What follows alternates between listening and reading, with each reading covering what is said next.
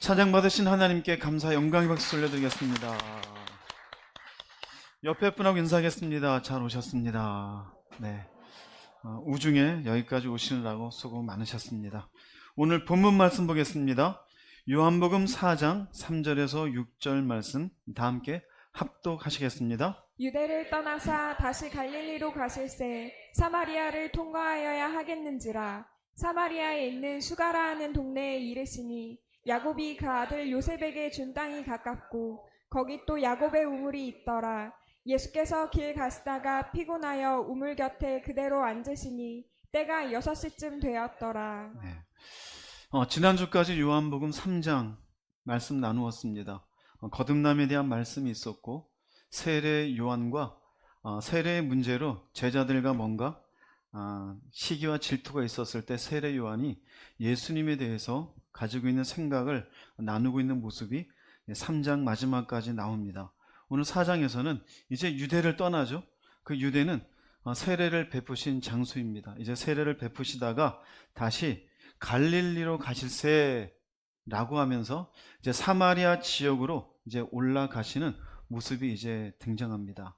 그 사마리아로 올라가시면서 그 과정 속에 사마리아 여인을 만나게 되어지고 그 만남을 통해서 또 하나님의 귀중한 진리의 말씀을 남겨놓으십니다. 먼저 이 말씀을 통해서 사마리아를 통과하시려는 예수님에 대해서 잠깐 보겠습니다. 요한복음 4장 3절 4절을 다시 한번 읽어보겠습니다. 유대를 떠나사 다시 갈릴리로 가실새 사마리아를 통과하여야 하겠는지라. 네, 유대를 떠나서 다시 갈릴리로 가시는데 사마리아를 통과하겠다고 하십니다. 유대를 떠나 갈릴리로 가시는데 저 그림은 없지만 여러분들이 상상 속에 보십시오. 위치만 말씀드리면 여기가 유대 땅입니다. 여기가 갈릴리 땅입니다. 갈릴리 땅이라는 의미는 옆에 갈릴리 바다가 있습니다. 갈릴리 바다를 중심으로 쭉 요단강이 있습니다. 그리고 밑에 사해가 있습니다. 사해가 있는 이쪽 지역이 바로 유대 지역이 되어져요. 즉 예수님이 세례를 베푼 건 사해로 들어가는 요단강 끝 지점에서 세례를 베푸신 겁니다. 그런데 요 중간 지역에 사마리아 땅이 있습니다. 사마리아 땅. 그런데 유대 사람들은 사마리아 사람들을 좋아하지 않았습니다. 왜냐하면 사마리아는 BC 722년에 아수르에서 멸망을 당합니다. 그리고는 여기에 있는 사람들이 포로로 끌려갔을 뿐만 아니라 이 지역에 아수르 사람들이 일종의 유대인들의 혈통을 흐트러 놓기 위해서 사람들을 이주시킵니다. 그리고는 이주시킨 것으로 인해서 그건 어쩔 수 없는 거 아니었겠어요? 그런데 주변 유대인들은 너네들은 일종의 혈통의 순수성을 잃었다. 너네들은 우리하고 다르다면서 유대인들에게 멸시를 받던 지역이었습니다. 그런데 멸시를 받게 되니까 어떻게 되냐면요. 유대의 지역에서 갈릴리로 가려면 사람들이 조금 전에 얘기했죠. 여기에 무슨 강이 있다고요? 요단강을 건너가요. 그럼 올라가요. 그럼 갈릴리 지역으로 갔어요. 어느 지역을 통과하지 않아요? 사마리아 지역은 통과하지 않았어요. 그 지역을 지나다니면서 사마리아 사람과 마주치는 것도 싫어했습니다. 탈무드에 의하면은 유대인들이 제일 싫어하는 동물이 뱀이에요. 뱀과 사마리아 사람을 만나면 누구에게 돌을 던져야 되는가? 사마리아 사람에게 돌을 던지라고 탈무드에 나와요. 그러니 이 사람들이 사마리아 사람들의 가지고 있는 미움을 넘어 적개심까지 있어요. 어떻게 니들이 그렇게 하나님의 하나된 피를 흐트러뜨릴 수 있느냐? 그러니 이 사마리아 사람들은 이미 오래전 일임에도 불구하고 유대 사람들에 의해서 일종의 천대를 받고 살고 있던 사람들이었습니다. 그런데 예수님께서는 이 사마리아를 통과하여 하겠는지라 그래요. 여기에 하겠다는 의미는 반드시 통과하겠다는 거예요. 보통은 요단강을 건너서 위로 거슬러 간 뒤에 갈릴리 지역으로 가는 게 일반적인 길이었습니다. 근데 즉 이 말의 의미는 사마리아 지역을 반드시 통과하여 이 갈릴리로 가시려고 하는 예수님의 강력한 의지가 있으신 거예요. 도대체 예수님은 굳이 사마리아를 왜 통과하려고 했을까요? 왜? 이유는 간단합니다. 사마리아 사람들에게 복음을 전하시기 위해서요. 사마리아 사람에게도. 예수님도 혈통으로 보자면 당연히 유대인의 몸을 입고 태어나셨으니 유대인이에요. 사람들이 사마리아 사람에 갖고 있는 적개심을 다 알고 있어요. 그럼에도 불구하고 저들도 구원을 받아야 된다. 사마리아 지역을 반드시 난 통과하겠다. 즉, 이 말의 의미는 사마리아 사람들이 예수님의 소문을 듣고 예수님을 초청했습니까? 그런 게 아니에요. 사마리아 사람들이 예수님을 찾은 것이 아니라 예수님이 사마리아 사람들을 찾아가신 것이에요. 이건 성경 전체를 보면은 굉장히 중요한 내용이에요. 여러분 가운데 스스로 하나님을 찾은 사람이 있습니까? 거의 없을 것이에요. 즉, 우리에게 주는 교훈이 무엇이냐면요, 내가 하나님을 찾은 게 아니에요. 하나님이 먼저 나를 찾아오신 거예요. 기독교 신앙의 본질은 바로 하나님이 인간을 찾아오신 종교예요. 다른 모든 종교는요, 신을 향해서 가요. 흔히 불교에서 여러분 잘 아시는 불교도 결국 내가 열심히 수행을 해서 뭐가 되자는 얘기예요? 부처가 되자는 거예요. 그 부처가 입적했었던 그 순간까지 우리도 가자라는 거예요. 근데 우리는 그게 아니에요. 내가 어떻게 하나님을 알아보겠다 그런 게 아니라 하나님이 인간을 찾아오신 종교예요. 그 인간은 어떤 인간인데요? 죄 가운데 있는 인간. 그런데 이것은 창세기부터 시작이 되어져요. 아담과 하와가 죄를 지었어요. 죄를 짓고서 하나님, 우리가 죄 지었으니 우리 좀 어떻게 용서해 주세요. 그럽니까? 결단코 그런 게 아니에요. 창세기 3장 9절 말씀 읽어보겠습니다. 여호와 하나님이 아담을 부르시며 그에게 이르시되 내가 어디 있느냐. 아담은 숨어 있었어요. 그런데 하나님 뭐라 그래요? 네가 어디 있느냐. 하나님이 먼저 찾아오신 것이죠. 이건 이후에 똑같습니다. 아브라함을 보면 아브라함이 하나님 먼저 찾습니까? 하란 지역에 있는데 너는 본토 친척 아비 집을 떠나 내가 너에게 지시한 땅으로 가라. 하나님이 찾아오셨어요. 이삭은 그랄 지역에 있는데 흉년이 들었어요. 하나님, 이 흉년 좀 벗어나게 해주세요. 그런 게 아니었어요. 하나님이 찾아오셔서 너는 이 흉년 든 땅에 그대로 머물러 있어라 그래요. 야곱은 아버지에게서 축복권을 빼앗고서는 쓱 가는데 하나님 찾은 게 아니라서 하나님 나 좀 이 길을 도와주세요가 아니라 잠을 자고 있는데 환상 가운데 천사가 오르락 내리락 하는 환상을 보고 하나님이 딱 말씀하셔요. 내가 너와 함께하고 네가 다시 이곳으로 돌아오게 하리라. 하나님이 찾아오셨어요. 모세도 그렇죠. 모세는 도망을 가면서도 애굽 사람을 죽이고 미디안 광야로 도망가면서도 하나님 제 인생 좀 붙잡아 주세요. 그런 구절은 하나도 없어요. 그가 미디안 광야에서 열심히 양치기 하다가 호렙산에 올라갔더니 부르지도 않는데 하나님이 그곳에 떨기나무 그 불꽃 가운데 떡 나타나셨어요. 네가 서 있는 곳은 거룩한 곳이니 네 신을 벗어라. 아모스는 뽕나무 치는 사람이었어요. 그런데요, 그에게 나타나서 너 북이스라엘 가서 말씀을 선포해라. 전부 무엇을 의미합니까? 인간이 하나님을 찾은 게 아니에요. 하나님이 인간을 찾았어요. 신약으로 오면은요, 주님이 제자들을 이렇게 한 명, 두 명 모으는 과정에서도요, 제자들이 내가 제자가 되겠습니다 하는 사람 하나도 없어요. 마태복음 4장 19절 20절 한번 읽어보겠습니다. 말씀하시되 나를 따라오라. 내가 너희를 사람을 낚는 어부가 되게 하리라 하시니 그들이 곧 그물을 버려두고 예수를 따르니라. 예수님 얘기하신 거예요. 찾아간 거예요. 그것도 나를 따라와라. 나를 따라와라. 내가 너를 사람 낚는 어부가 되게 하겠다. 그래서 예수님이 제자들 쭉 모아놓고 하신 말씀이 요한복음 15장 16절 말씀 읽어보겠습니다. 너희가 나를 택한 것이 아니라 내가 너희를 택하여 세웠다. 니들은 날 택한 게 아니다 이거예요. 바울도 예수님 먼저 찾았습니까? 아니요. 예수님 핍박하러 다메섹으로 가다가 그 길 중간에 예수님이 딱 나타나셨어요. 네가 핍박하는 예수다. 자, 우리에게 적용해 볼게요. 여러분이 알고 예수를 믿었습니까? 예수를 찾았어요? 그 하나님을 내가 반드시 알아야겠다고 막 돌아다녔어요? 그런 거 없죠.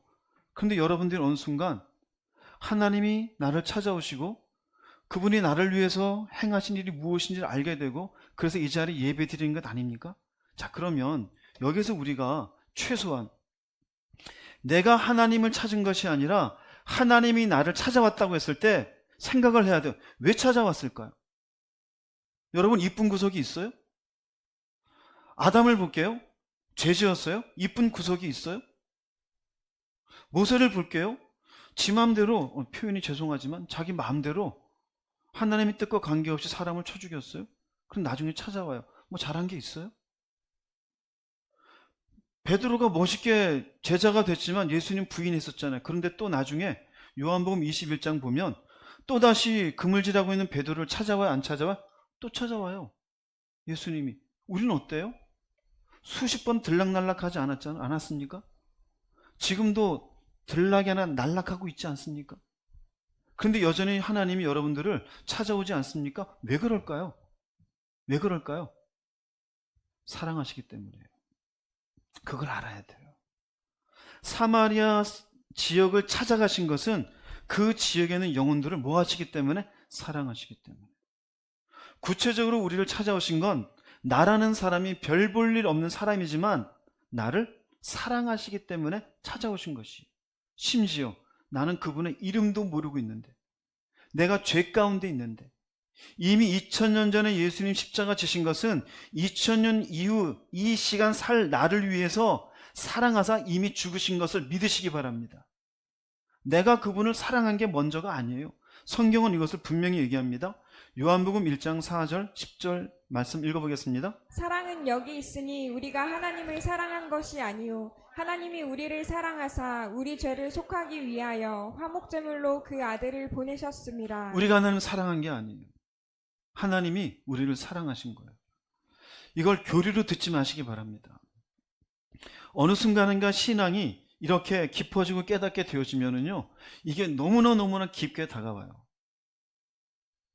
왜 그분이 십자가 지셨을까? 2000년 전. 우리 교리적으로 나 위해 죽었대요. 그런데 우리 스스로는 다른 사람을 위해서 어느 정도 여러분 할 수 있으세요? 남을 위해서 우리가 밥값 정도는 쓸 수 있어요. 남을 위해서 손가락 하나 잘라낼 수 있어요?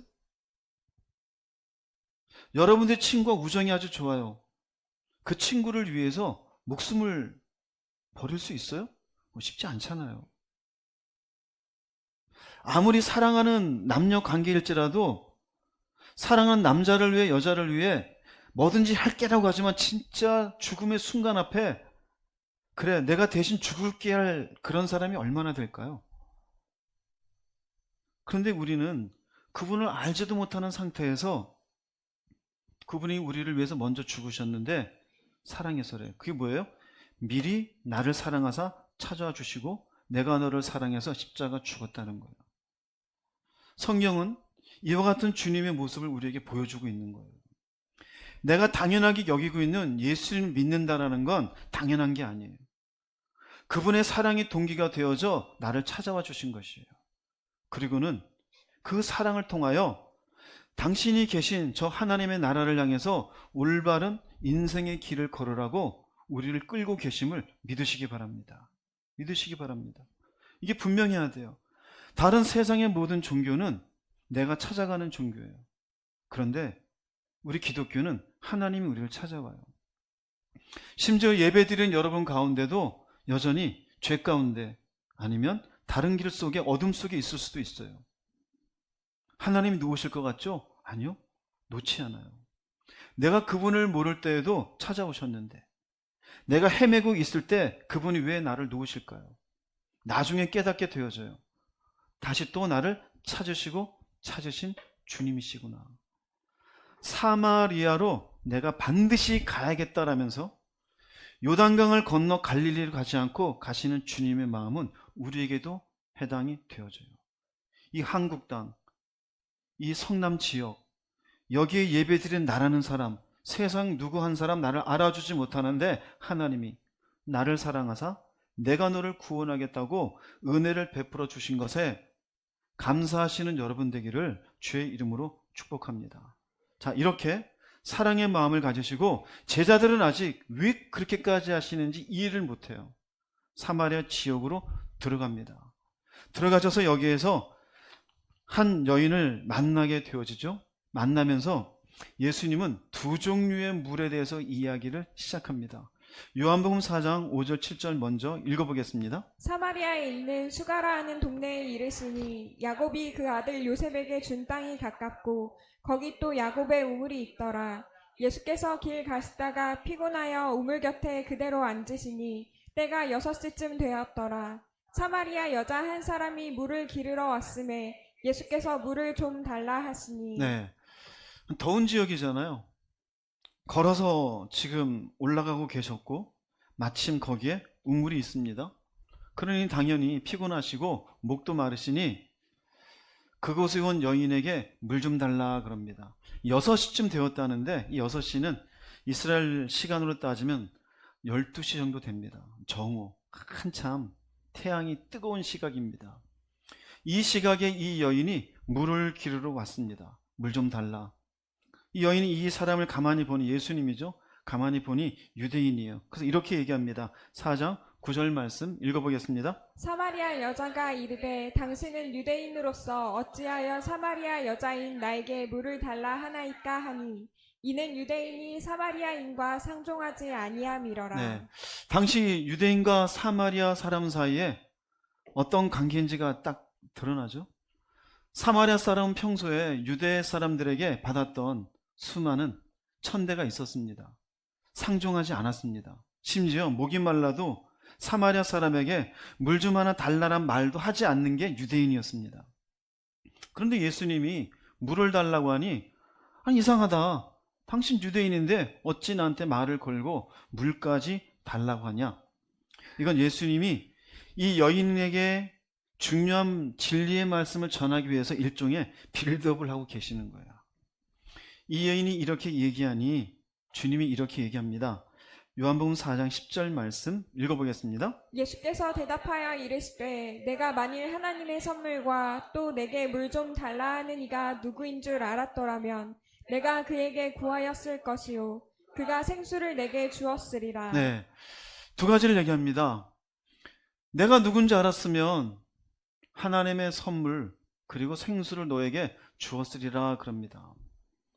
그럼 이 여인이 이 말을 이해할까 안 할까요? 여러분은 이해를 하세요? 네, 똑같죠? 그죠? 그래서 제가 설명을 해드리겠습니다. 여기서 하나님의 선물은 예수 그리스도 통해서 이 땅에 주시는 구원이에요. 구원이라는 것은 인간 스스로 만들어낼 수가 없습니다. 하나님이 인간에게 허락하시는 선물이 되어져요. 여기에 생수는 구원에 필요한 거예요. 예수께서 요한복음 3장에서 이미 말씀드렸습니다. 물과 성령을 아니고는 거듭나지 아니하고는 하나님의 나라를 볼 수 있다 없다? 볼 수가 없습니다. 그러니까 생수를 준다는 의미는 성령의 의미도 되고요, 말씀의 의미도 되어져요. 두 가지가 다 해당이 되어지는 것은 성령이 인간에게 구원의 길을 열어주려는 것은 말씀이라는 도구를 반드시 사용하시기 때문입니다. 또한 말씀이 또한 포함이 되어지는 것은 말씀은 성령의 깨달음을 통하지 아니하고는 말씀의 의미를 인간은 받아들일 수가 없습니다. 그러므로 여기에 생수를 내게 주었으리라는 의미의 성령은 말씀을 통해 깨닫게 하시는 생명을 너에게 주었으리라. 내가 누군 줄 알았더라면 내가 너에게 이런 말씀을 통한 깨달음과 그리고 이를 통한 구원을 선물로 너에게 주었으리라. 이 생수가 성령인 것을 분명하게 보여주는 것은 주님이 스스로 하신 말씀이 있어요. 요한복음 7장 38절 39절 읽어보겠습니다. 나를 믿는 자는 성경의 이름과 같이 그 배에서 생수의 강이 흘러나오리라 하시니 이는 그를 믿는 자들이 받을 성령을 가리켜 말씀하신 것이라. 생수의 강을 뭐라고 얘기해요? 성령이라고 직접적으로 표현하고 있습니다. 그러므로 예수께서 인간에게 주기를 원하시는 것은 결국은 성령을 통한 거듭남이겠지만 그 성령이 일하실 수 있는 말씀을 통한 거듭남의 과정에 은혜를 포함하고 있는 것이 이게 생수예요. 그것을 받아 먹으라 이거예요. 근데 여인이 이 말을 이해할까요 못할까요? 여러분들은 지금 이제 이해했죠? 그때 여자가 이해를 못합니다.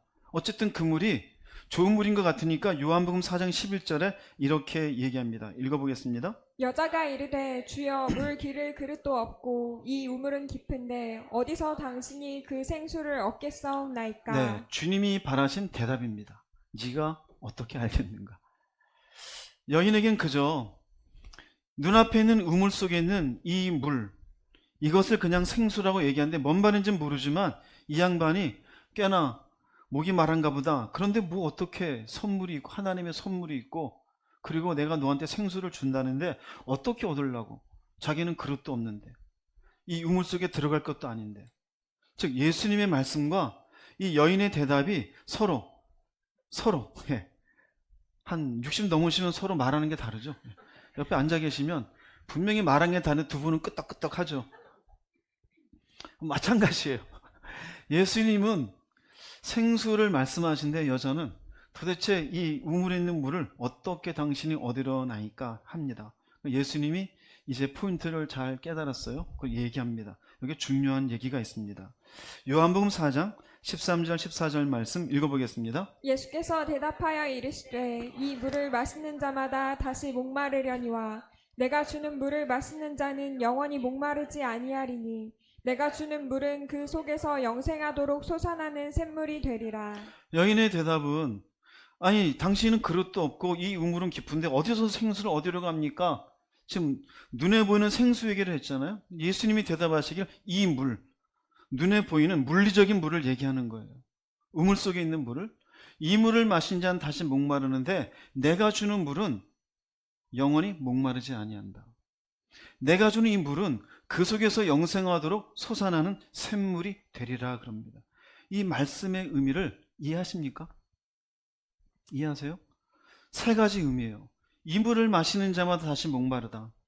내가 주는 물을 마시는 자는 영원히 목마르지 아니하다.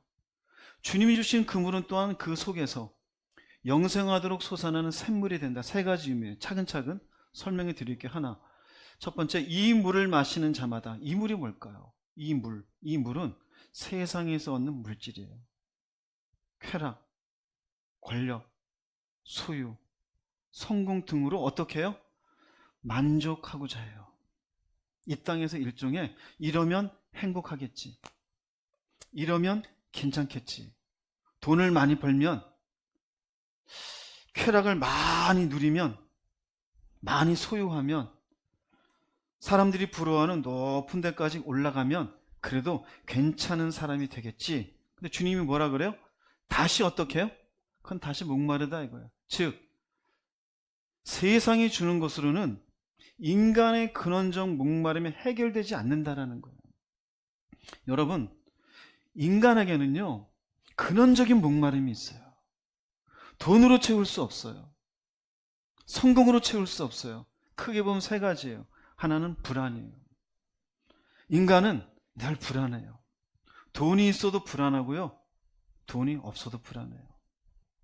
1등을 하고 있어도 불안하고요. 꼴등을 하고 있어도 불안해요.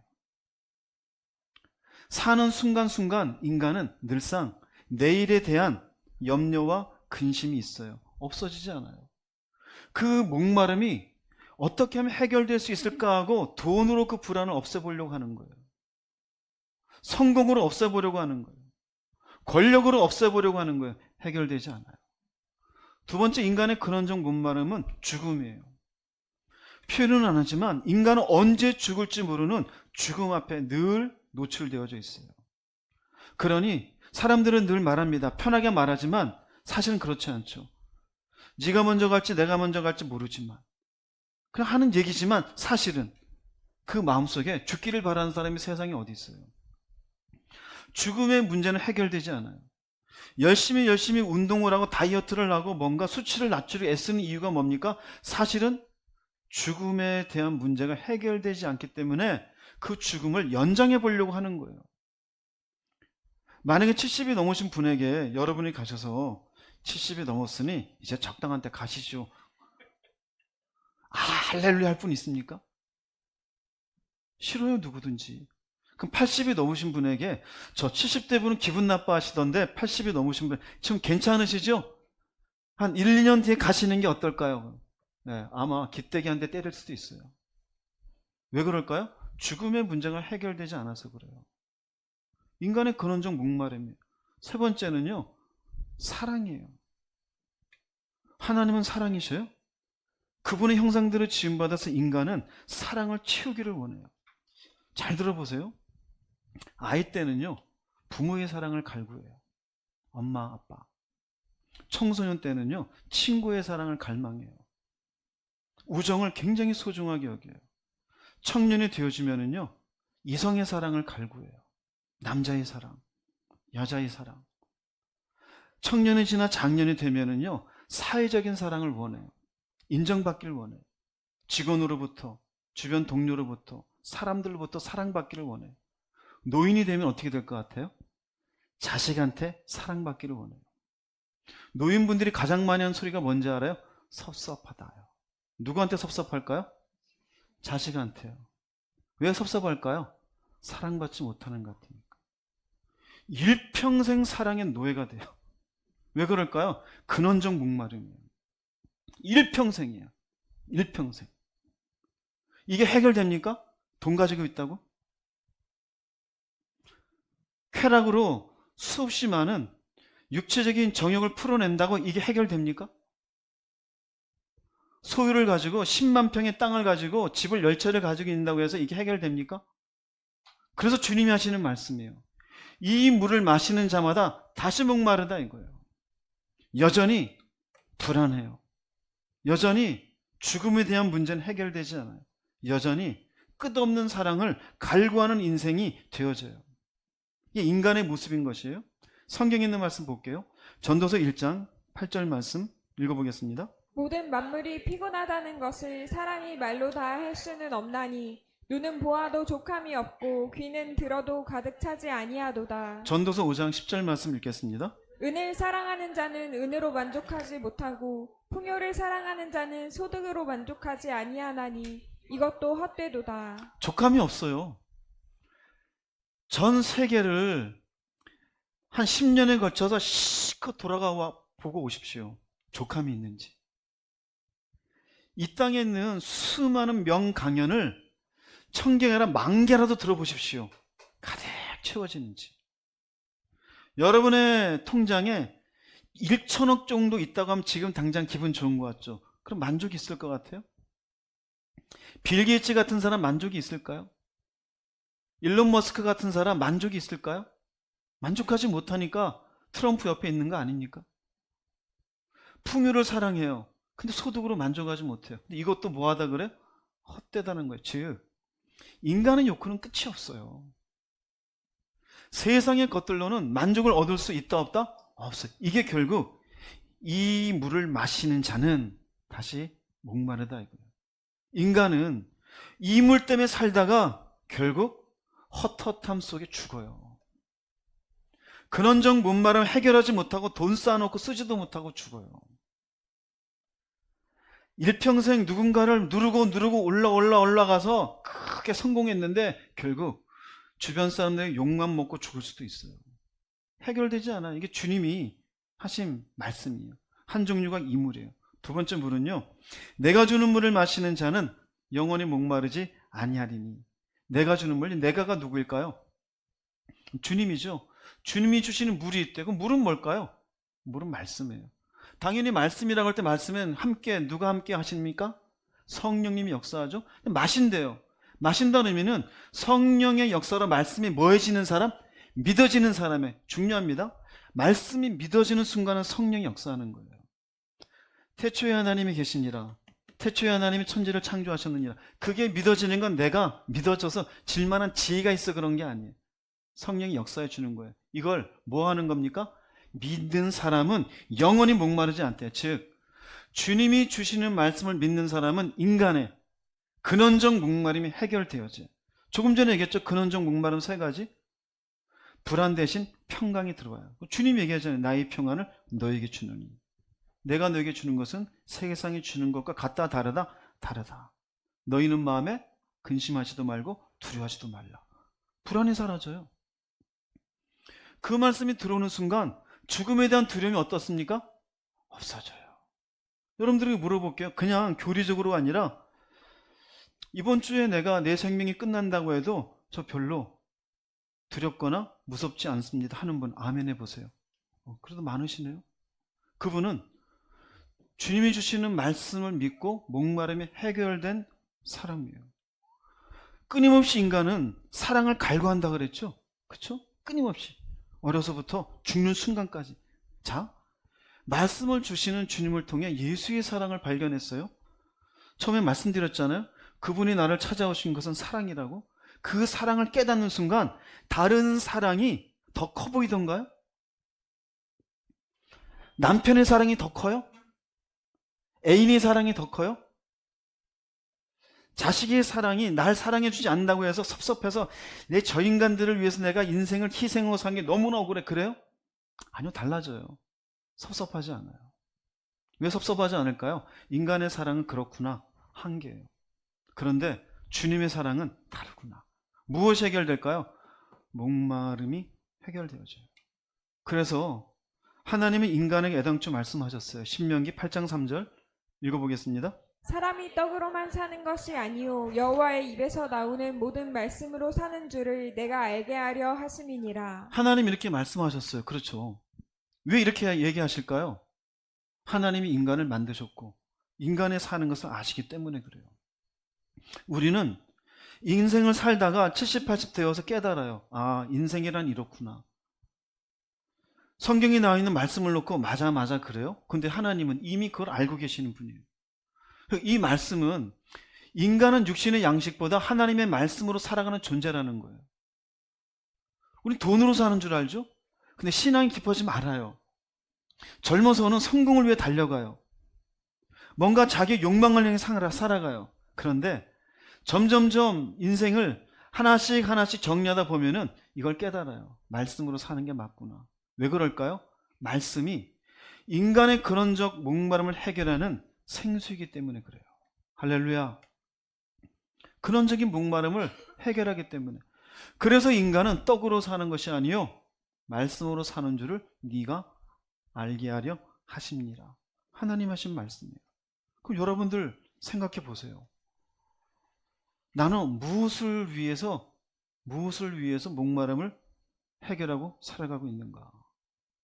이사야 55장 1절과 3절에도 이런 말씀이 있어요. 읽어보겠습니다. 오호라 너희 모든 목마른 자들아 물로 나아오라. 돈 없는 자도 오라. 너희는 와서 사 먹되 돈 없이 값 없이 와서 포도주와 젖을 사라. 너희는 귀를 기울이고 내게로 나와 들으라. 그리하면 너희의 영혼이 살리라. 간단한 해석입니다. 너희 목마른 자들아. 목마른 걸 알아야 돼요. 근원적 목마름. 여전히 돈은 있는데 돈을 쓰기도 하는데 여전히 내 속이 편안하지가 않아요. 여전히 나는 사랑에 목말라 있어요. 여전히 나는 내 인생이 언제 끝날지에 대한 두려움이 있어요. 그럼 뭐라 그래? 물로 나오라. 요거 물로 나오라를 여기에 3절에 얘기하는 거예요. 말씀이라 그랬죠? 귀를 기울이고 내게로 나와 뭘 들으라는 걸까요? 말씀을 들어라. 너희 영혼이 사는 게 뭘까요? 목마른 게 해결되는 거예요. 이해됩니까? 즉 마침내 내가 말씀을 통해서 하나님의 존재를 내 속에 근원적인 영적인 문제가 해결되고 나면은 내가 목말라던 모든 것들이 어떻게 될까요? 사라지게 되어져요. 중요해요. 그러니까 바꿔서 말하면 지금 우리가 열심히 살아요. 돈 벌어야지. 성공해야지. 이 남자 사랑해야지. 이 여자 사랑해야지. 내 인생에 필요한 것들. 그런데 여전히 목말라요. 그 의미는 너의 영혼이 살리라의 반대가 되는 거예요. 내 영혼이 살아있지 않은 거예요. 거슬러 올라가면 주님의 말씀에 귀를 기울이고 있지 않은 거예요. 거슬러 올라가면 자신이 여전히 목마른 인생인데 어디에 목마른지를 모르는 거예요. 자, 주님께서 얘기합니다. 두 종류의 물에서 내가 주는 물을 마시는 자는 목마르지 않다고 얘기해요. 그리고 한마디 더 해줘요. 세 번째 해석이라고 그랬죠. 내가 주는 물은 그 속에서 영생하도록 솟아나는 샘물이 되리라 라고 합니다. 조금 전에 내가 주는 물은 말씀드렸습니다. 주님이 주시는 무엇이라 그랬어요? 말씀이라 그랬죠. 그 속에서는 뭘까요? 이 말씀이 내 안에서 내면에서요. 영생하도록은 끊임없이에요. 솟아나는 샘물이 되리라. 은혜를 공급하는 근원이 된다라는 것이에요. 무엇이 근원이 되어져요? 말씀이 근원이 되어져요. 이것은 어디에서 필요한 걸까요? 내가 이 땅을 사는 동안요. 예수를 한번 믿었어요? 근데 믿은 다음에 우리의 인생 사는 동안 내 힘이 필요합니까? 은혜가 필요합니까? 은혜가 필요해요. 왜 은혜가 필요할까요? 예수를 믿기 이전에 내가 가지고 있는 죄성들이 있어요. 여전히 분노가 많든지, 아니면 내가 목말라 하던 성공을 위한 인생을 살든지, 사마리아 여인처럼 그저 자신의 이 남자 저 남자를 만나면서 인생을 살든지, 자신의 무엇인가를 위해 살던 이 인생이 내 힘으로 없어져요? 아니요. 은혜가 있어야 이것이 하나씩 하나씩 정리가 될 수 있어요. 그것을 무엇이 준다는 얘기입니까? 말씀이 온전한 구원의 길을 갈 수 있도록 끊임없이 내 속에서 은혜를 공급하는 근원이 되어진다라는 얘기가 네 속에서 솟아나는 샘물이 되리라라는 말씀과 같은 거지. 시편 119편 11절 말씀 읽어보겠습니다. 내가 주께 범죄하지 아니하려 하여 주의 말씀을 내 마음에 두었나이다. 왜 범죄하지 않으려고 할까요? 구원의 길을 온전히 가기 위해서. 하나님의 백성의 정체성을 유지하기 위해서는 죄짓지 말아야 되잖아요. 그러려면 마음에 무엇이 있어야 돼요? 말씀이 있어야 돼요. 그럼 이 사람이 말씀의 가운데 있었으면은 그래도 그 말씀으로 인해서 통제를 받게 되는 거예요. 하지 말아야지. 참아야지. 절제가 가능해져요. 그러면 온전히 그 절제의 힘은 내 힘일까요? 하나님의 힘일까요? 그래서 은혜가 말씀을 통해서 공급이 되어지는 거예요. 그런데 내가 말씀을 마음에 두었는데도 불구하고 죄를 지어요? 아는데도 불구하고 이건 뭘까요? 성경에는 그런 사람을 완악이라고 얘기해요. 완악하다. 여러분들의 마음이 완악하지 않기를 바랍니다. 성경은 끊임없이 우리 속에서 은혜를 공급하는 샘물과 같이 우리 마음 가운데 해라, 하지 말아라, 참아라, 견디어라를 얘기해 줘요. 그것이 여러분들을 구원의 길로 가게 할 수 있도록 은혜를 공급하는 근원이다라고 얘기해요. 신약에 있는 말씀을 볼게요. 디모데후서 3장 15절 16절 말씀 읽어보겠습니다. 성경은 그리스도 예수님을 믿는 믿음을 통해 구원을 받는 지혜를 줍니다. 모든 성경은 하나님의 감동으로 기록되어서 진리를 가르치고 잘못을 책망하여 바로잡게 하고 의로 훈련시키기에 유익한 책입니다. 성경은 우리에게 지혜를 주어요. 돈 벌게 하는 지혜가 아니라요, 구원을 받는 지혜를 주어요. 성경은 우리 속에 끊임없이 가르치셔요. 책망해요. 훈련시켜요. 여러분이 이렇게 되기를 주의 이름으로 축복합니다. 우리 속에 생수가 되어져서 우리 속에 계속해서 솟아나는, 끊임없이 나로 하여금 은혜 가운데 살 수 있도록 한다는 의미는요, 진리가 나를 가르치는 거예요. 왜 책망하고 훈련시킬까요? 나는 그렇게 살지 않았기 때문에요. 내 생각대로, 내 감정대로, 내가 하고 싶은 대로 살던 인생이었는데 하나님의 말씀이 가르치시고 나를 책망하고 나를 훈련시키는 거예요. 그러면 주님의 말씀이 우리에게 믿음으로 받아들여졌어요. 은혜의 삶을 사는 사람에게 이 과정이 필요할까요? 필요하지 않을까요? 필요할 수밖에 없죠. 왜냐하면 내 힘으로 사는 게 아니에요. 하나님의 백성답게, 믿음의 사람답게 결단코 내 힘으로 살지 못해요. 우리는 어디까지나 죄 가운데 잉태되어 죄 가운데 살아난 존재요. 죄 짓기가 편안한 인생이에요. 그것을 거슬러서 믿음 가운데 살아간다는 것은 내 힘으로 하는 것이 아니라 은혜 가운데 살 수 있는 거예요. 우리 가운데 성질 좋은 사람 어디 있어요? 남이 한마디 하면 두마디 세마디 해야 다 직성이 풀리게 돼 있어요. 그러나 말씀 가운데 가르침을 받고 책망하여 바로잡게 되어지고 의로 훈련 받게 되어지면 절제가 돼요. 10마디 할 걸 한마디 하게 되어져요. 주님 앞에 하고 싶은 게 있어도 참는 자가 되어져요. 무엇이 그렇게 하는 겁니까? 말씀이 내 속에서 계속 솟아나는 은혜의 근원으로 함께 해주시는 거예요. 그렇다면 분명하죠? 여러분 속에 물이 솟아나는 사람이 있고 물이 없는 사람이 있겠죠. 여러분 가운데는 물이 솟아나는 사람입니까? 없는 사람입니까? 끊임없이 여러분들의 말씀에 배움을 받고 있습니까? 책망을 받고 있습니까? 훈련을 받고 있습니까? 그러한 인생 되시기 바랍니다. 결국 예수께서는 사마리아 여인하고 지금 물 좀 주라라고 이해하는 가운데 두 가지 물을 얘기합니다. 물리적인 물, 주님이 주시는 말씀의 물. 그죠? 이 두 가지 물. 그렇다면 여러분 자신 보세요. 나는 무엇에 목마른 사람입니까? 세상이 주는 물입니까? 주님이 주시는 물입니까? 명확하죠? 정직하세요. 어디에 목마르세요? 나는 주님이 주시는 물입니다는 사람, 세상이 주는 물입니다는 사람, 무엇으로 결정할 수 있는지 아세요? 시간 쓰는 거에 따라 달라요. 시간은 우리의 생명과 같아요. 내 생명이 점점 줄어가는 게 시간이니까요. 주님이 주시는 물에 시간을 쓰고 있습니까? 당신은 말씀에 목마른 사람입니다.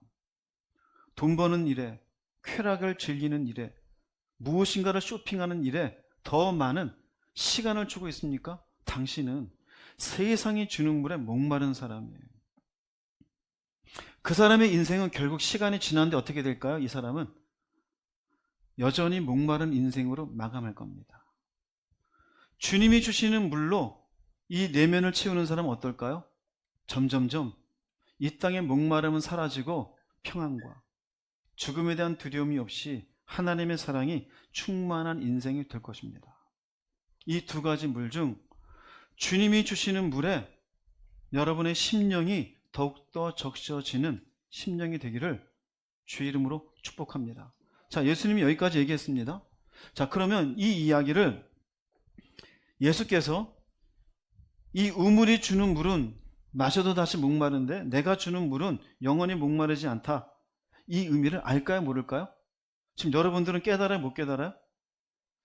자, 중요한 사실이 있습니다. 머리에서 이해하는 것과 가슴에서 깨닫는 것 차이예요. 그래서 예수님이 무엇을 이야기하시냐면은 세상이 주는 물의 한계를 알아라 이거예요. 세상이 주는 물의 한계를 알아라. 사마리아 여인에게 하시는 말씀입니다.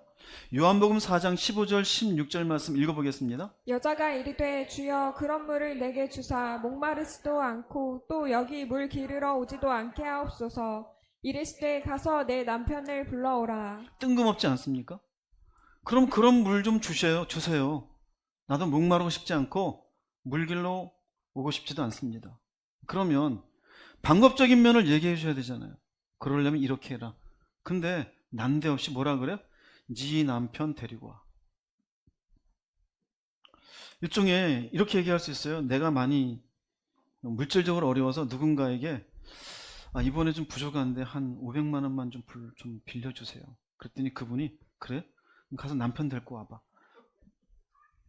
그럼 어떻게 될 것 같아요? 입에서 뭐가 나올 것 같지 않습니까? 그렇죠? 네 남편 데리고 와봐. 물하고 남편하고 뭔 관계가 있어요?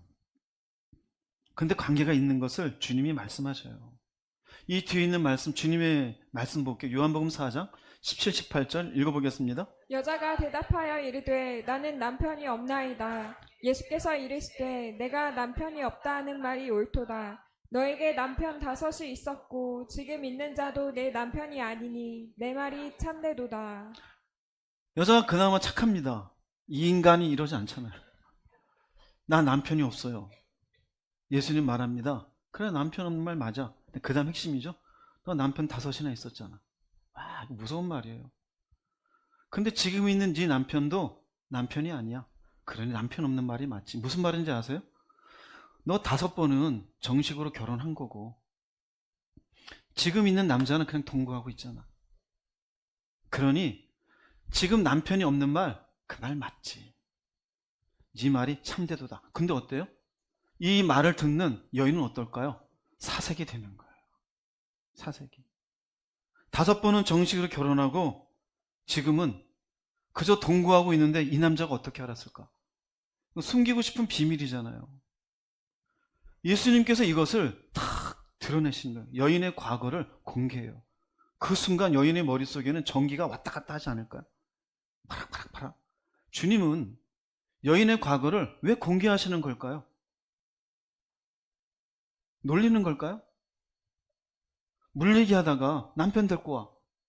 이거 참아준 여인도 귀한데 거기다가 네 남편 5이나 있었잖아. 아주 아픈 데를 찌르시잖아요. 이게 무슨 의미인지 아세요? 물 얘기했죠? 물은 몇 가지가 있다 그랬어요? 두 가지가 있다 그랬죠? 두 가지를 얘기하는데 이 여인이 알아들었어요? 못 알아들었어요? 여러분 가운데도 알아들어요? 못 알아들어요? 못 알아듣는 사람 많단 말이에요. 이 말의 의미는요, 실상이라는 의미는 너의 인생의 참 모습은 뭔지 아냐? 어디에 목말라며 살아왔는지 깨닫도록 도와주시기 위함이에요. 여인의 입장에서 한번 생각해 볼게요. 처음에 사랑하는 남자와 결혼했어요. 어떤 마음일까요? 이 남자와 살면 뭐 하겠다? 우리 흔한 말, 행복하겠다. 그렇죠? 이 남자가 어떤 인간인지 모르지만 헤어졌어요. 두 번째 남자를 만나면서 고민을 했겠죠. 재혼이니? 고민하다가 그래, 또 뭐 하겠다? 행복하겠다. 어떤 이유인지 모르지만 헤어졌습니다. 세 번째, 네 번째, 다섯 번째 똑같지 않았을까요? 이 여인은 매번 결혼할 때마다 행복하기를 바라는 마음으로 결혼했어요. 그런데 다섯 번이나 실패했어요. 그게 뭘까요? 인생의 목마름을 해결하고 싶었어요, 여인은. 사랑이라고 하는 목마름. 나 좀 사랑해줘. 나도 행복하고 싶어. 그런데 예수님 하시는 말씀은 너는 세상이 주는 이 물을 다섯 번이나 마셨음에도 불구하고 지금도 여섯 번째 만난 그 남자가 여전히 너에게 목마름을 해결해 주는 것 아니지 않느냐. 너는 여전히 어떤 인생이다? 목마른 인생이다. 무엇을 얘기하는 걸까요? 너는 세상이 주는 물에 무엇을 발견하라는 얘기일까요? 한계를 발견하라 이거예요. 우리에게도 중요해요. 자식을 위해서 했어요. 한계를 발견해야 돼요. 돈을 위해서, 성공을 위해서. 세상에 주는 물을 향해서 막 움직였어요. 주님이 주시긴 얘기하신 이 말씀 속에는 세상이 주는 물에서 어디로 옮겨가기 위해서일까요? 주님이 주시는 물에 대해서 눈이 뜨기를 바라시는 거예요. 실상을 먼저 발견하라 이거예요. 이 시대도 마찬가지예요. 당신의 실상을 먼저 발견하라 이거예요. 왜 우리가 예수를 믿는다고 말하면서도 여전히 목마른 인생으로 살까요? 깨닫지를 못해요.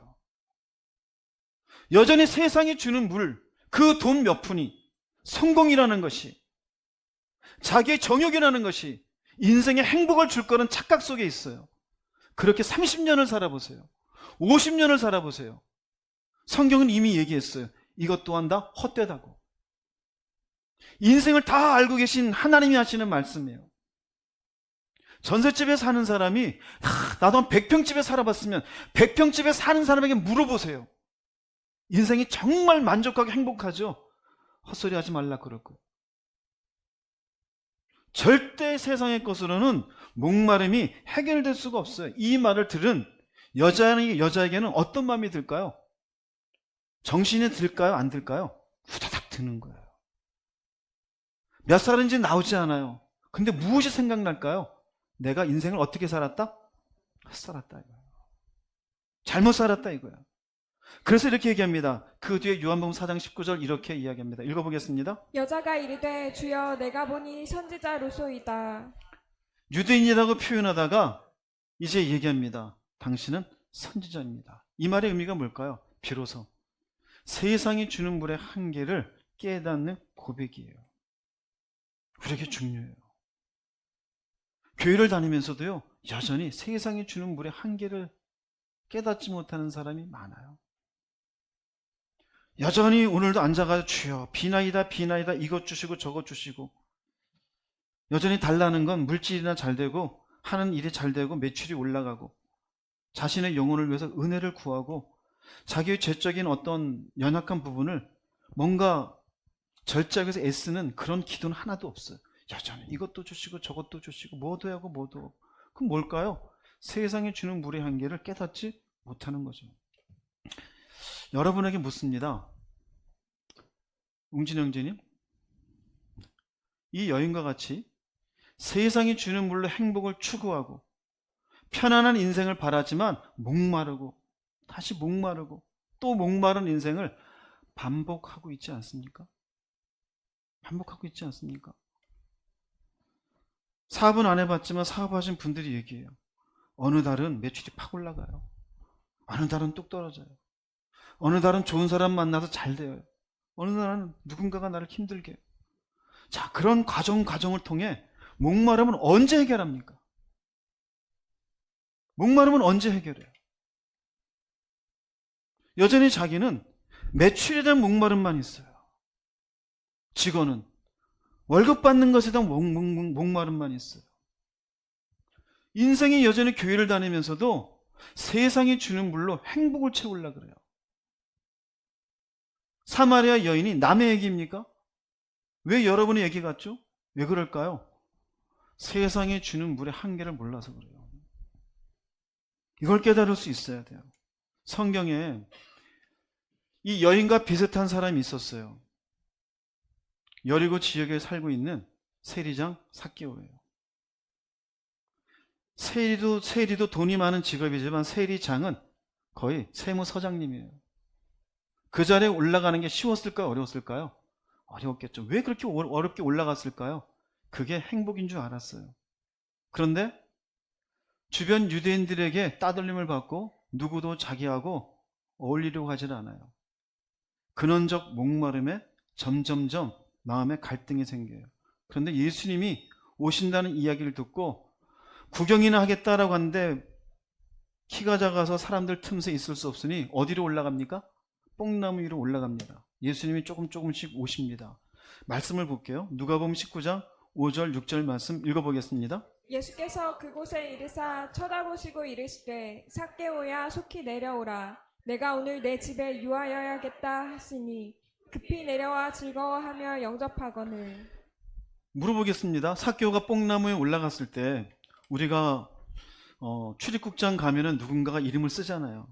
이흥지 환영합니다. 뭐 이렇게 그런 사람도 없지만 환영합니다. 삭개오가 자기 이름을 쓰고 I am 삭개오 이러고 있을까요? 이 순간 삭개오는 놀라는 거예요. 그 많은 사람 가운데 어떻게 해요? 쳐다봐요. 눈빛이 마주쳐요. 그리고 삭개오라 그래요. 내려와라. 이것도 놀라는데요. 한마디 더 하죠. 오늘 너희 집에 갈게. 그 순간 보세요. 다급하고 왜 이럴까 놀라는 게 아니라 어떻게 합니까? 즐거워. 왜 그럴까요? 이 순간 바뀌는 거예요. 즉 예수님이 자신의 이름을 부르시고 집으로 오시는 순간 삭개오는 내가 헛된 인생을 살고 있었음을 깨닫는 거예요. 돈이 전부가 아니구나. 내가 수단과 방법을 가리지 않고 이 자리에 올라가기 애썼던 게 내 근원적 목마름을 해결한 게 아니었구나. 예수님과 눈이 마주치고 내 이름을 불러주고 우리 집에 들어온다는 순간 모든 내 속에 있는 목마름이 어떻게 됐을까요? 사라지게 되어지는 거예요. 불안감이 사라졌어요. 사랑에 대한 목마름이 사라졌어요. 죽음에 대한 두려움도 없어졌어요. 사람들이 뭐라고 수근수근거리는 것도 아무 신경도 안 쓰게 되어져요. 자, 그러면 이 사람이 그동안 모아놓았던 재산들은 이제 어떻게 보일까요? 예수님보다도 귀하게 보일까요? 귀하게 보이지 않아요. 그래서 이런 고백을 합니다. 19장 8절 말씀 읽어보겠습니다. 삭개오가 서서 주께 여짜오되 주여 보시옵소서 내 소유의 절반을 가난한 자들에게 주겠사오며 만일 누구의 것을 속여 빼앗은 일이 있으면 내 갑절이나 갚겠나이다. 이걸 위해서 인생 산 사람이에요. 동족의 피를 빤 사람이에요. 근데 이걸 내려놓는데요. 이렇게 내려놓을 수 있는 건 이거보다 귀한 걸 발견했다는 것을 의미하겠죠. 즉, 이 삭개오는 행복을 줄 알고 수단과 방법을 가리지 않고 모았던 재산이에요. 이게 목마름을 해결할 줄 알았어요. 그런데 결코 이걸로는 채울 수 없었음을 이 순간 이렇게 내놓겠다라는 건 주님 앞에 고백하는 거예요. 내가 그동안 이렇게 모아놨는데요. 이게 저를 채우는 게 아니었음을 고백합니다. 주님을 만났으니까. 이제 이 모아놨던 것 생명 같지 않습니까? 이거를 가난한 자들에게 주겠습니다. 누구 것을 토색했으면 내가 4배나 갚겠습니다. 달라졌어요? 안 달라졌어요? 달라졌죠. 두 가지 물 중에 세상의 물에서 주님이 주시는 물로 이제는 그 내면이 채워진 거예요. 여러분의 내면도 이렇게 되시기 바랍니다. 또 한 사람 볼게요. 성경에 예수님 이후로 가장 위대한 사람, 바울입니다. 바울이 빌립보서 3장 7절 9절에 이렇게 고백합니다. 읽어보겠습니다. 무엇이든지 내게 유익하던 것을 내가 그리스도를 위하여 다 해로 여길 뿐더러 또한 모든 것을 해로 여김은 내 주 예수 그리스도를 가장 고상하기 때문이라. 내가 그를 위하여 모든 것을 잃어버리고 배설물로 여김은 그리스도를 얻고 그 안에서 발견되려 함이니. 예, 바울은 자신의 인생의 성공을 향해서 열심히 달렸던 사람이에요. 바리새인 중에 바리새인이, 히브리인 중에 히브리인이고요. 율법의 의로는 흠이 없는 사람이라고 얘기해요. 당시 이름도 못 쓰는 사람들이 수다했는데 몇 개국의 언어를 마음껏 활용할 줄 아는 사람이었어요. 똑똑한 사람이에요. 이게 자신에게는 유익했대요. 유익했다는 의미가 뭘까요? 이 말의 의미는요, 자신에겐 이것이 인생의 목마름을 해결해 줄 걸로 생각했어요. 그럼 해결되겠지. 해결된다는 의미는 이러면 행복하겠지. 일종의 대학을 가는데 하버드를 갔어요. 하버드를 갔는데 박사학위를 받았어요. 그것도 모자라서 스탠포드를 갔어요. 영국의 옥스퍼드를 갔어요. 박사학위를 3개나 가졌어. 이러면은 내 인생 이제 됐겠지. 근데 그 유익하던 것을 어떻게 해요? 해로 여긴대요. 어떻게 이룰 수 있을까요? 가능합니까 도대체? 즉 이 말씀의 의미는 바울은 자기에게 유익하던 것을 해로 여기고 배설로 여겼는데 왜 그럴까요? 근원적인 목마름을 해결하지 못함을 깨달았기 때문에 그래요. 자신이 다른 평범한 유대인들에 비하면 뛰어난 엘리트 위치에 있었지만 이것으로도 여전히 그 마음의 근원적인 목마름은 해결되지 않았어요. 그런데 내 주 그리스도 예수를 아는 지식이 고상하고 내가 그리스도를 놓고 그 안에서 발견되려 함이니 이건 뭐할까? 이거는 더 낫다라는 거잖아요. 즉 예수님 안에서 뭐 한 걸까요? 목마름이 해결된 거예요. 할렐루야. 해결된 거예요. 주님이 주시는 물이에요. 왜 이렇게 가능했을까요? 먼저 세상이 주는 물의 한계를 깨달아야 되는 거예요. 여러분이 교회를 다니면서도 여전히 머리로는 이해를 해요. 은혜로 살아야지. 주님의 사랑을 알아야지. 그런데 가슴엔 오질 않아요. 그게 뭘까요? 여전히 세상이 주는 물의 한계를 몰라요. 그러니 자기의 모든 시간과 마음을 세상이 주는 물이 내게 유익한 것으로 생각하고 거기에 쏟고 있어요. 돈 많이 벌고 내 이름이 드러나고 내가 존중받고 내가 편하게 살고 내가 더 많이 갖고 더 넓은 집에 살고. 주님은 내가 이름만 부르면 다 되는 줄 알아요. 자기는 아무것도 주님 앞에 바뀐 게 아무것도 없는데. 여러분 깨달아야 돼요. 베드로가 예수님의 제자가 될 때 그 극적인 상황 아시잖아요. 밤새도록 그물질을 했는데 고기를 잡았어요? 안 잡았어요? 그랬더니 주님이 깊은 데로 가서 했더니 잡았어요? 안 잡았어요? 그때 뭐라 그래요? 내가 죄인이로소이다. 왜 그럴까요? 밤새 헛그물질한 게 이게 누구를 위한 것일까요? 자신의 인생을 위해서, 가족을 위해서. 이러면 행복할 줄 알았는데. 헛그물질의 한계를 깨달았을 때 주님이 하시는 말씀을 통해 결국 자신의 목마름이 이것으로 해결됨을 깨달았기 때문에 그래요. 여러분 어떠세요? 어디에서 여러분은 목마름을 해결하고 있습니까?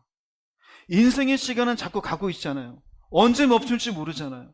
여전히 세상이 주는 물로 여러분이 더 행복해질 거라 생각합니까? 돈이 없어서 그래요? 건강하지 못해서 그래요? 자녀가 더 사랑해주지 못하는 게 그렇게 안타깝습니까? 내가 이 땅에 태어나서 내 이름 석자 날리지 못한 게 그렇게 안타깝습니까? 그 물은 그 물대로 내버려 두세요. 주님이 주시는 물로 여러분의 내면의 목마름을 해결하시기를 주의 이름으로 축복합니다.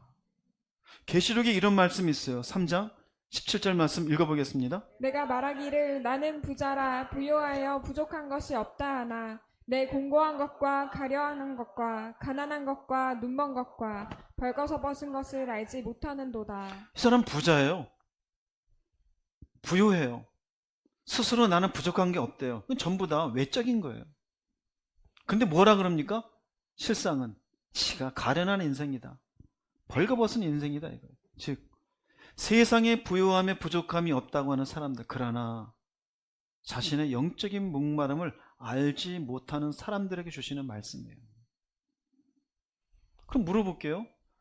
영적인 목마름은 해결하지 못하고 외적으로 보이는 것만 충분하게 가지고 내 인생은 잘 살았다, 이 사람 주님 앞에 칭찬받을까요? 아니면 심판을 받을까요? 심판이겠죠. 나중에 예수 잘 믿고 심판받을 사람 많을 겁니다. 왠지 알아요? 교회 다니면서도 세상의 것으로 자신의 목마름을 외식하는 인간처럼 포장하고 나는 괜찮아라는 그런 신앙인들이 있을 겁니다. 여러분은 어떠세요? 영적인 목마름을 압니까? 근데 참 하나님이 사랑이신 것은 계시록 3장 17절이잖아요. 알지 못해요. 그냥 심판하겠다가 아니에요. 유명한 말씀을 하십니다. 계시록 3장 20절 말씀 읽어보겠습니다. 볼지어다 내가 문 밖에 서서 두드리노니 누구든지 내 음성을 듣고 문을 열면 내가 그에게로 들어가 그와 더불어 먹고 그는 나와 더불어 먹으리라. 네, 여기 두드리는 사람은 세상의 것으로 목마름을 채우고 있는 사람이에요. 우리가 볼 땐 그냥 그 사람 내버려 두세요 그러고 할 수도 있잖아요. 주님이 이런 말씀 우리에게 위로가 됩니다. 여전히 자신이 세상이 주는 물의 한계를 깨닫지 못하고 있을지라도 여전히 성공을 향해서, 여전히 사랑을 추구하며 소유를 추구하며 이 땅에서 뭔가 시간을 낭비하고 있는 인생일지라도 그럼에도 불구하고 인생들의 마음을 주님은 뭐하고 계셔요? 두드리고 계셔요. 왜 두드릴까요? 그와 더불어 먹고 그는 나와 더불어 먹기 위해서요. 그럼 이게 무슨 말일까요? 주님이 당신이 주시는 말씀으로, 우리가 나중에 볼 거지만 요한복음 6장 보면 내가 떡이다 라고 말씀하셔요. 그 떡은 또한 말씀을 얘기해요. 내가 그와 더불어 먹고 그는 나와 더불어 먹으리라. 그러면 영적인 목마름이 어떻게 될까요? 해결되는 거예요. 세상의 것으로 목마름을 채우고 있을지라도 안타까운 마음으로 지금도 여러분의 마음의 문을 두드리고 계시는 주님을 깨달으시기 바랍니다. 무엇으로 채우길 바라십니까? 이사야서 43장 3절에 하나님 이렇게 말씀하셨어요. 읽어보겠습니다. 나는 목마른 자에게 물을 주며 마른 땅에 시내가 흐르게 하며 나의 영을 내 자손에게 나의 복을 내 후손에게 부어주리니. 물을 주시는데 누구한테 줍니까? 그럼 이건 누가 느껴야 돼요? 자신이 목마른 줄 알아야 돼요. 세상에서 얻는 것을 목마른 게 아니라 하나님으로부터 얻어야 되는 근원적 목마름이 있구나를 깨달아야 된다고요. 평안하십니까? 하나님의 사랑에 그 넓이와 길이와 깊이를 깨닫고 있습니까? 죽음에 대한 두려움이 정말 사라졌습니까? 언제든지 내가 이 땅의 삶을 마감할 준비가 되고 있는 겁니까? 목마릅니까? 어디에 목마릅니까? 세상이 주는 것 한계가 있어요. 그러나 그 한계를 깨닫게 돼서 내가 목마릅니다 하는 순간 주님은 내가 물을 주겠다. 은혜를 베풀어 주겠다. 여러분의 심령이 그렇게 되기를 바랍니다. 갈라디아서 6장 3절에 안타까운 말씀이 있어요. 읽어보겠습니다.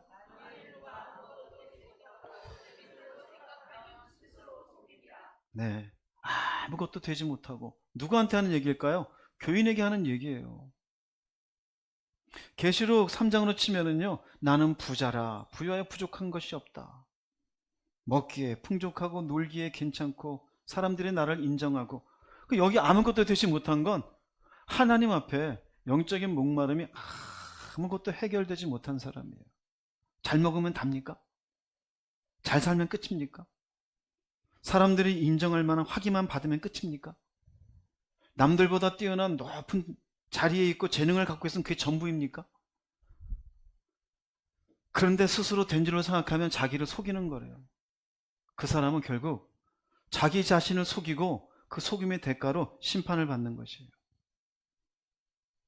하나님 앞에 영적인 목마름을 가지시기를 주의 이름으로 축복합니다. 사마리아 여인에게 그것을 알게 해주신 거예요. 세상이 주는 물의 한계를 깨닫기 위해서 남편의 얘기를 끄집어내었고 그 부끄러운 걸 통하여 사마리아의 여인은 깨닫게 되어지고 세상이 주는 물의 한계를 내던지게 되어져요. 마침내 어떻게 되었을까요?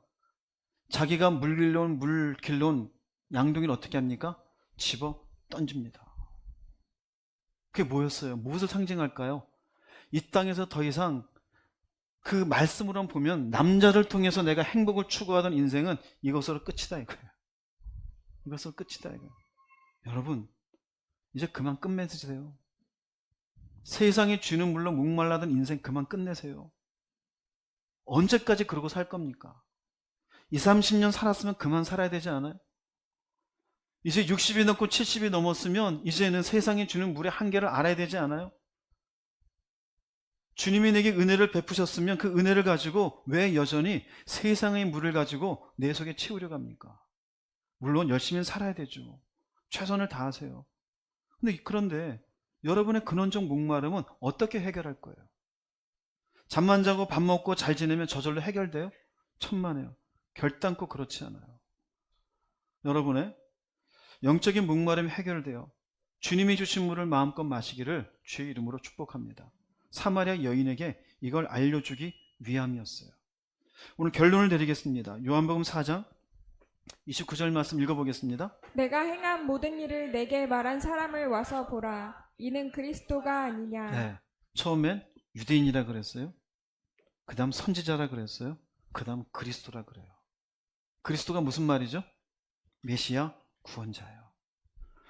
구체적으로는 어떤 구원자일까요? 나 구원했다 이거예요. 나 구원받았다 이거예요. 그럼 물어볼게요. 이 여인에게 돈이 생겼어요? 아니죠.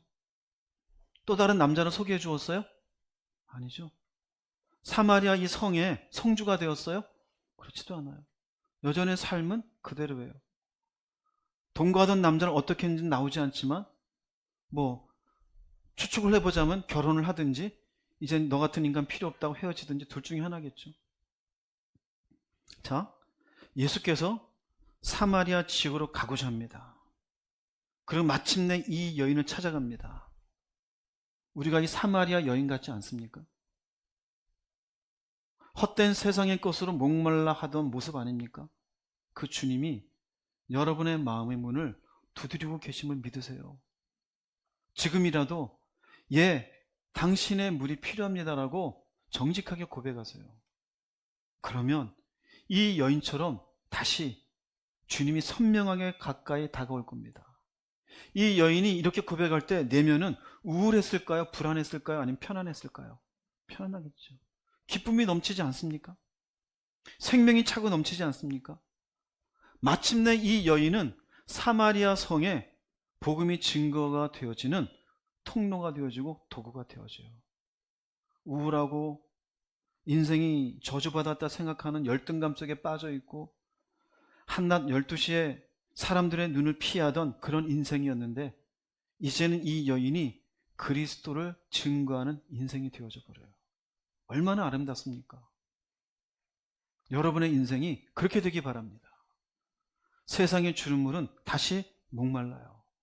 주님이 주시는 물로 여러분의 내면을 채워 이 여인처럼 세상 속에 열등감을 가지는 인생이 아니라 하나님 나라에 귀하게 쓰임받는 소중한 인생으로 사용되어지는 모두가 되기를 주님의 이름으로 축복합니다.